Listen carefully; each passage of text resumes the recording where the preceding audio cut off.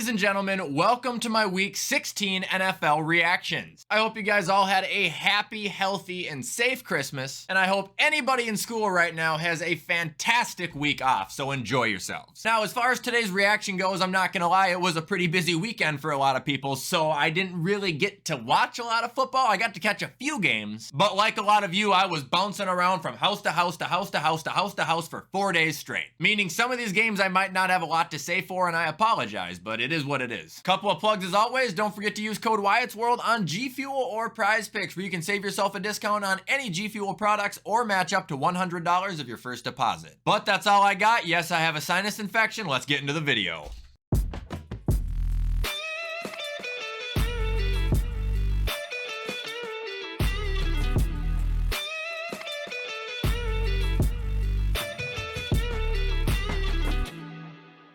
So, kicking off Week 16 here, we had the Rams beating the Saints on Thursday Night Football, and I actually think I did pretty good on my picks this week, just saying. Anyway, looking at the Saints first, Derek Carr appeared to have a good game, 319, 3 touchdowns, 1 pick, but the memes on Twitter would say otherwise. Kamara was absolutely useless. The run game in general was pretty lousy. Chris Olave had 9 receptions for 123 yards, while Rashid Shaheed, Juwan Johnson, and A.T. Perry all came up with touchdowns. Looking at LA, Matt Stafford continues to not throw an interception while coming up with 328 passing yards and 2 touchdowns. He might legitimately enter the MVP conversation, like no bullshit. Rushing was led by Kyron Williams, who had another casual 104-yard and touchdown performance. And their receiving looked a little bit different than New Orleans, considering they only had 4 guys. However, every single one of them made a sizable impact, being led by Puka Nacua, who came up with 9 receptions and 164 yards and a touchdown. There was also a massive difference in the kicking between the teams. The Rams had 12 points. Saints only had 2. That'll kill ya. All right, now moving on to the first Saturday game, we had the Steelers beating the Bengals, and I was finally right about the Steelers again. Just their life cycle. It's how they function, man. They can't go below 500. As far as the Bengals go, Jake Browning finally had kind of a bad game here. He threw for a lot, but only 1 touchdown to 3 picks. The run game was pretty lousy. However, their receiving was where their offense was generated, because T. Higgins had 5 receptions for 140 yards and a touchdown, and I want to say that touchdown catch was like 80 of those yards. I would like to shout out Trey Hendrickson, though. He has 16 sacks on the year now. He's been an animal. Looking at Pittsburgh now, Mason Rudolph lit them up, 290, 2 touchdowns. Najee Harris actually had a pretty good rushing day, 19 carries for 78 yards and a score. Kelvin Austin III had a touchdown. And receiving was led by the one and only George Pickens, who had a generational breakout game at 4 receptions for 195 yards and 2 touchdowns. That's about as Randy Moss as it can get. Also got to point out that Pittsburgh's defense came up with the 3 for 3, 3 sacks and 3 picks, while Chris Boswell had 10 points as well. These kickers, man, they're on steroids.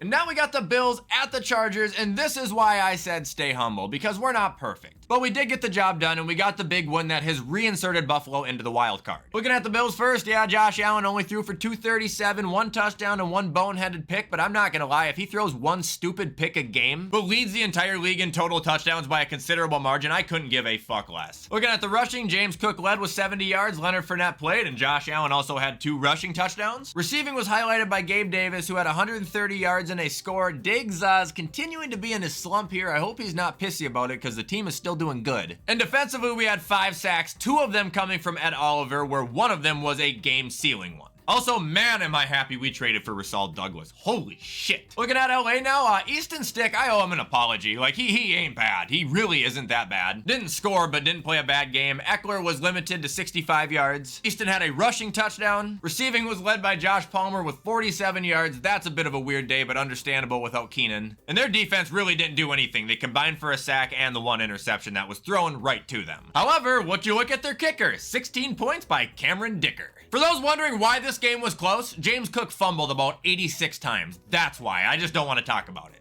All right, now we're moving on to Sunday, and this was Christmas Eve, a day I didn't get to really watch a lot. However, kicking it off, we have the Commanders at the Jets. Wow, was I wrong about this one. The Jets won 30-28 in what appeared to be a shootout. Looking at the Commanders first, Jacoby Brissett was reinserted into the game once again, where he lit it up for 100 yards and a touchdown, 10 for 13. Not sure what's going on with Sam Howell, by the way. I'm scared for him. Chris Rodriguez Jr. ran for 58 yards and 2 touchdowns. Antonio Gibson had a rushing touchdown. Terry McLaurin had 3 receptions for 50 yards, while Logan Thomas had the touchdown on the receiving, and their defense was highlighted by a, oh shit, Kaliki Hudson, who had 10 tackles. Nice. Looking at the Jets now, Trevor Siemian, 217, 1 touchdown, 1 interception. Rushing was led by Breece Hall, who had 20 carries for 95 yards and 2 touchdowns. Not a single carry for Delvin Cook, that's odd. Receiving was also led by Breece Hall, who had 96 receiving yards. Jason Brownlee had a touchdown. And then defensively, they had 2 interceptions, 1 sack, and of course also had a kicker who kicked them 12 points. Steroids! And next we got the Lions at the Vikings, and I was pretty correct on this one, a shootout with Detroit coming out on top. I also would like to go on to say I hate Nick Mullins. Justin Jefferson had another highlight-worthy catch to bring us all the way down to the end zone and put us in winning position, only for Nick Mullins to shit his pants and throw the ball right to a defender. Really fucking disgusting. He did throw for 400 yards, I will give him credit there. Jefferson caught for 141 of them, KJ caught for 95. Ty Chandler ran a touchdown in, but the run game was terrible. And defensively, other than a bunch of tackles, it doesn't look like the Vikings really made any stops. Well, we could have won if Nick Mullins just wasn't fucking stupid. Anyway, looking at the Lions now, the goofball went 30 for 40, 257, 1 touchdown. Rushing carved up Minnesota, running for about 135 yards and 3 touchdowns, it looks like. And Amon-Ra St. Brown obliterated us. 12 receptions, 106 yards, and 1 touchdown. Good job, Flores. Who are the picks from here? 2 from Kirby Joseph, 1 from Brian Branch, and 1 from Ifadu Melifonwu. That guy also had 2 sacks. Damn. Now moving on, we got the Browns beating the Texans 36-22, and man, Joe Flacco can still go. 368, 3 touchdowns, 2 picks. He's one of those guys like Josh Allen, dude. He's gonna throw a pick a game. Who fucking cares? Last 3 quarterbacks to win Super Bowls have all been in the top 3 for interceptions. Cry a river. Run game was kinda lousy, however, 2 touchdowns were generated from Jerome and Kareem, and Amari Cooper, I believe, had the best game of his career with 11 receptions for 265 yards and 2 touchdowns. David also scored, but nobody cares about him today because Amari outshined the entire state of Ohio. Also, Cleveland fans, I'm sorry to mention this, and even though your defense did still do good, 3 sacks and 2 picks on the day, Myles Garrett ain't healthy. He hasn't had a sack in like 4 or 5 weeks now. You know it. He's like Von Miller. He's just out there. Well, I shouldn't say that. Myles Garrett at least makes tackles. Anyway, looking at the Texans now, Case Keenum was destroyed and benched for Davis Mills, who actually scored 2 touchdowns. Devin Singletary led the team with 44 rushing yards. Dalton Schultz led the receiving with 61 yards, while Nico Collins and Andrew Beck had the scores. And defensively, unless my eyes are deceiving me, they had a pick, 2 sacks, and then special teams, Damian Pierce had a kick return touchdown. Okay, wow, that's fucking random. Anyway, Cleveland wins and they're still dominant.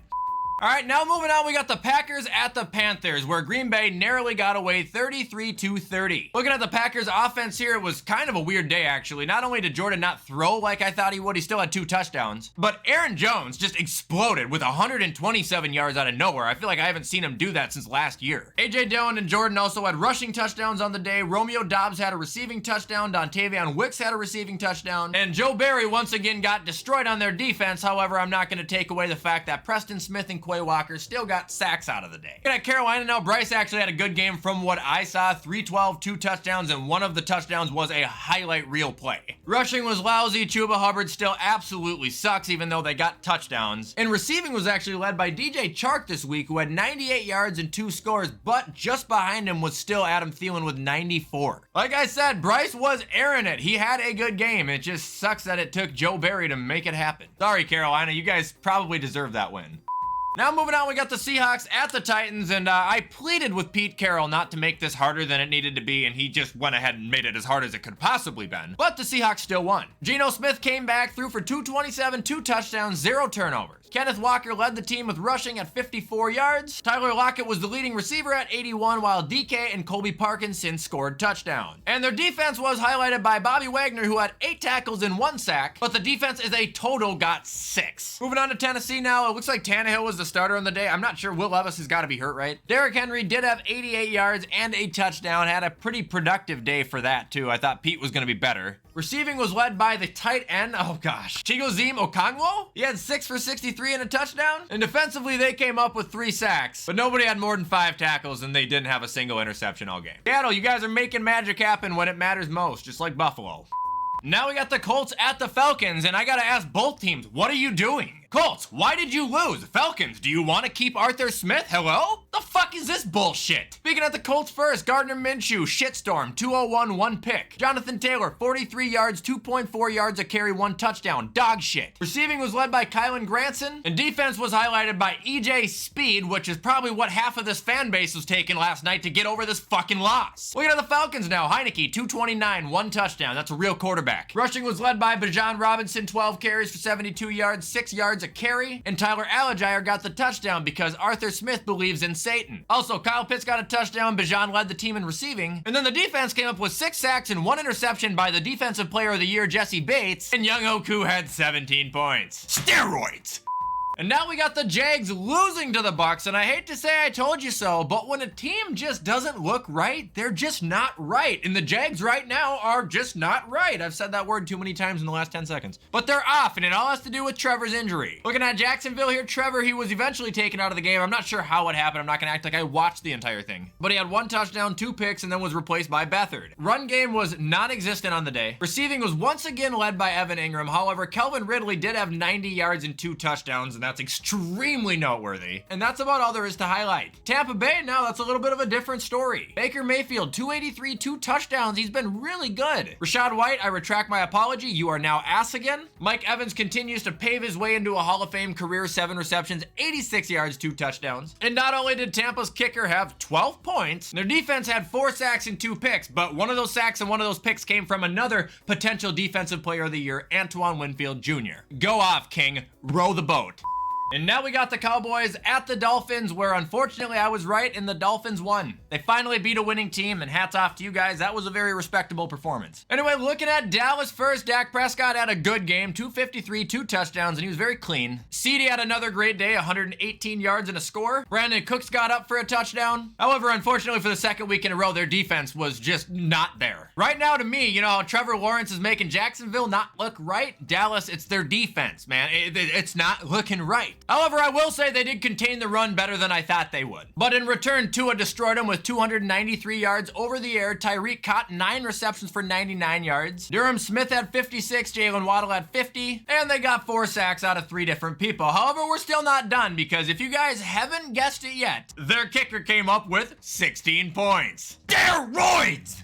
Now we got the Cardinals at the Bears, and I think I was right on this one. I got the Bears winning, and I said it would be entertaining, and score-wise it was. Cardinals, who came up short, had a pretty good performance offensively, honestly. Kyler Murray, 230, 2 touchdowns. James Conner led the team in both rushing and receiving, had a receiving touchdown. Greg Dortch had a receiving touchdown. They really didn't play a bad game. Like, they just don't have the talent right now to consistently beat teams. However, Chicago, they kind of went off. Justin Fields threw for 170, 1 touchdown, 1 pick. Khalil Herbert ran for 112 and a touchdown. Fields ran for 97 and a touchdown. Cole Kmet caught for 107 yards. Mercedes Lewis caught a touchdown in the year 2023. And looking by the box score, this game was pretty much over starting the second half. I don't know if the Bears are eliminated yet. I gotta think they are, but if they're not, never give up.